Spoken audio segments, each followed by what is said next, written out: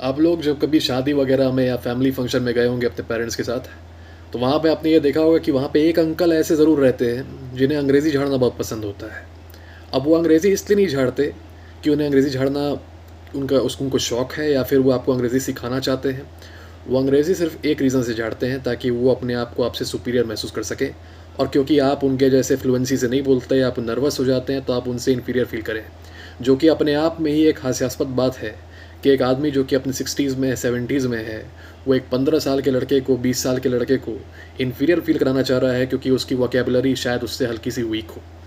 अब हम लोग का जो यूथ है वो भले ही काफ़ी टैलेंटेड हो, लेकिन परवरिश की वजह से और इन्वायरमेंट की वजह से हम लोग अक्सर सोशली कैलिब्रेटेड नहीं होते। हम लोग अक्सर बाहर जाते हैं और लोगों से मिलते हैं तो हम लोग शर्माते हैं, हम लोग चुपचाप रहते हैं और हम लोग हाँ हाँ हाँ करके कन्वर्सेशन को डिसमिस करते हैं। अब ये अंकल जी लोग जब देखते हैं कि इनके अंग्रेज़ी झड़ने पे, हेलो हाउ आर यू बेटा, what are you doing these days, you looking so smart, और इनके अंग्रेज़ी झाड़ने पे जब कोई लड़का इन्हें रिस्पॉन्ड नहीं करता या फिर थोड़ा बहुत टूटी फूटी अंग्रेज़ी में रिस्पॉन्ड कर देता है, तो इन्हें ऐसा लगता है कि they have won some kind of trophy over him, वो जीत गए इससे, और मतलब उन्होंने कोई सुपीरियॉरिटी दिखाती है अपनी उस लड़के के ऊपर, जो कि काफ़ी अजीब बात है, पर ये होता है। असल में वो लड़का इन्हें एडमायर नहीं कर रहा, वो लड़का थोड़ा सा क्रिंज हो रहा है कि भाई हम तो यहाँ पे पार्टी में हैं, यहाँ सबको हिंदी आती है, आपको भी आती है, तो आप हिंदी ना बोल के इतने ऑब्नॉक्शियस तरीके से वह ऐसे क्यों बोल रहे हैं हमसे, जो कि इट्स नॉट स्कूल, है ना। फिर भी ये दिख जाता है बातों से ही उनके। और मैं अपना एक इंसिडेंट बताता हूँ तुम्हें। मेरा एक छोटा भाई है, जब वो करीब 9-10 साल का था, तो एक अंकल जी कहीं के उनका फ़ोन आया, तो उन अंकल जी ने बोला कि वो उससे बात करेंगे मेरे भाई से, और अंकल जी को हिंदी आती है अच्छी खासी, वो यहीं के रहने वाले हैं। मेरा भाई फ़ोन उठाता है, अंकल जी सीधे उससे शुरू कर देते हैं कि और बेटा how are you, I heard you are very very good at maths. अब मेरा भाई थोड़ा सा काफ़ी शाई टाइप का था पहले उस टाइम पे, तो वो उनकी इस फराटेदार अंग्रेज़ी को हिंदी से रिप्लाई करता है, तो वो कहते हैं कि not Hindi, English only, you not study in English medium school. तो वो कहता है कि हाँ हम पढ़ते हैं, नाट हिंदी इंग्लिश। तो कहता है ओके, तो वो थोड़ी बहुत मतलब मस्टर अप करके करेज को इंग्लिश बोलता है। अब ऐसा नहीं है कि सबको इंग्लिश नहीं आती है, हम लोग थोड़ा सा हिचकिचाते हैं, हेजिटेट करते हैं। अंकल लोगों को लगता है कि हम लोग डरते हैं। तो उसने जब थोड़ा बहुत बोला, तो फिर अंकल जी ने कुछ सवाल पूछने शुरू किए इंग्लिश ग्रामर से related. I don't know what he was asking. उन्होंने कुछ पूछा तो मेरे भाई ने कुछ बताया उन्हें, तो उधर से जवाब आता है, मैं स्पीकर पे सुन रहा था, उधर से जवाब आता है, योर आंसर इज रैंक। मैंने कहा यार हैंग अप, बंद करो। उसे फ़ोन रख दिया और मुझे काफ़ी क्रिंज लगा।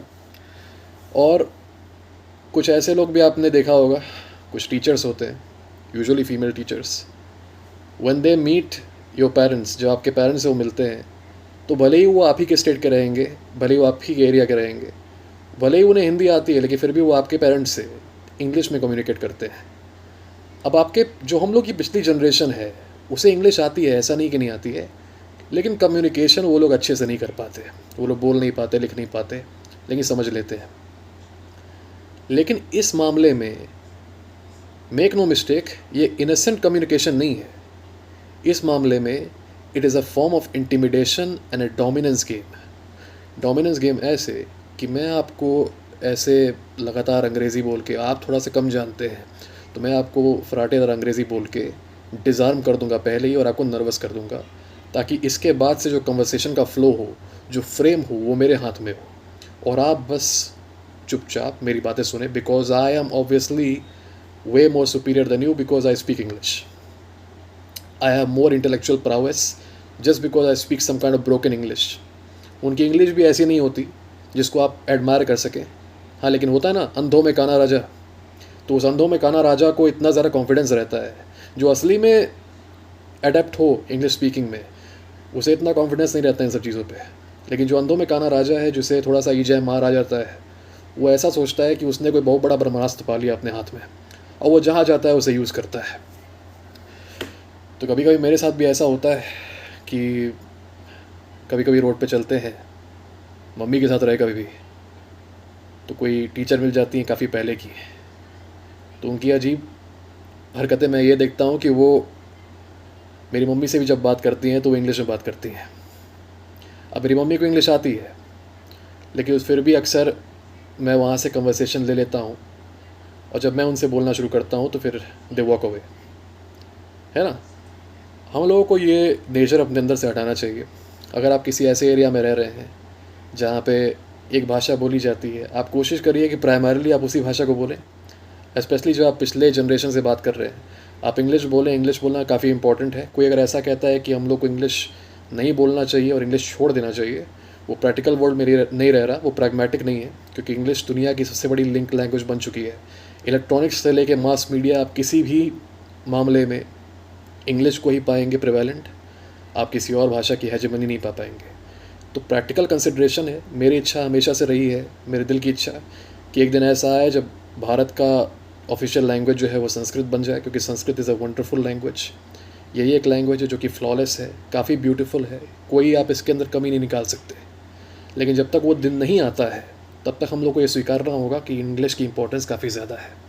लेकिन इंग्लिश का इस्तेमाल इसलिए नहीं होना चाहिए कि हम लोग अपने सामने वाले को ह्यूमिलिएट कर सकें।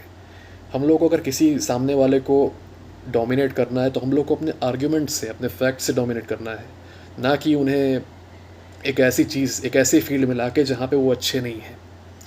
बाकी अगर ऐसे अंकल लोग आपसे मिलते हैं, ऐसे आंटी लोग आपसे मिलते हैं, तो बेहिचक आप लोग अपनी पूरी इंग्लिश की प्राउएस उनको दिखाइए, और आप ये देखेंगे कि अगर आप 2-3 लाइन भी इंग्लिश इनसे बात करेंगे ना, इन्होंने एक्सपेक्ट किया है कि आप चुपचाप बैठ के उन्हें ऐसे ताकेंगे। आप देखेंगे कि जब आप 2-3 लाइन भी इनके सामने बोलेंगे, वो फिर अपने आप they will turn back and walk their own way. ठीक है? It's pathetic, old man competing with 20-year-olds। तो क्या करें, दुनिया क्लाउन वर्ल्ड है। आपको ऐसी ढेर सारी जोकरें देखने को मिलेगी, है ना? आगे फिर से आता हूँ ऐसी बातें बताने के लिए। तब तक के लिए गॉड ब्लेस यू गाइस।